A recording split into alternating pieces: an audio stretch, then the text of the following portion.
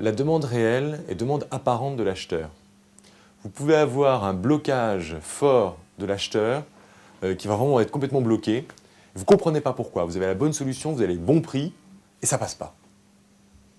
Et dans certains cas, en fait, c'est que sa demande apparente n'a rien à voir avec sa demande réelle. Il y avait un cas qui était assez intéressant, qui était sur un acheteur qui bloquait. Il stressait. Ça n'allait pas, ça bloquait complètement. Et en fait, c'était avec un commercial. Et le directeur grand compte a repris les choses en main, il a invité cet acheteur, donc c'était pas le même commercial, là ils avaient le luxe de pouvoir changer d'interlocuteur. Et en le faisant un peu parler sur la société, sur d'autres choses, sur les évolutions, l'acheteur lui a dit « Ben oui, on va fusionner avec une structure, c'était dans l'industrie automobile. » Donc c'était deux grands Français, donc on va vite les trouver, qui fusionnaient, c'était un moment, et qui à un moment allaient fusionner leurs services d'achat de prestations intellectuelles. Donc il y avait un réel danger pour l'acheteur qui allait être comparé aux achats en face. Donc la société qui vendait aux deux, qui allait être regroupée.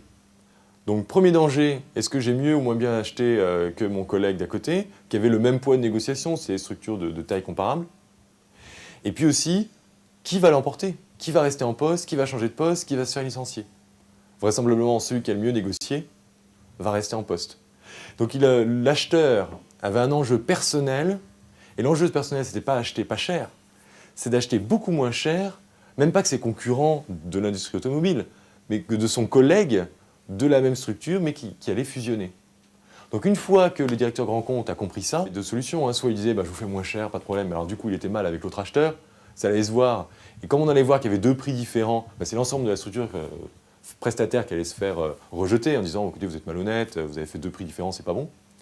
Donc ce qu'a fait le directeur grand compte était plus malin. Il lui a dit écoutez, il a vraiment mis le problème sur la table, il a dit moi je m'engage à présenter les prix de manière à ce que ça ne soit pas comparable avec ce que je vais vendre ou ce que je vais proposer à vos collègues de l'autre branche. Et là, toute la pression est tombée. Il est devenu l'ami de l'acheteur. Donc le commercial a pu revenir, il n'y a plus de problème de tension. Ils ont travaillé de manière à ce que ce ne soit plus du tout comparable et que lorsque le service a été fusionné, ils puissent présenter une solution intelligente, plus originale, non comparable mais intelligente. Donc finalement, les services sont bien organisés, personne n'a été licencié, ils se sont débrouillés autrement et l'acheteur a été vraiment soulagé.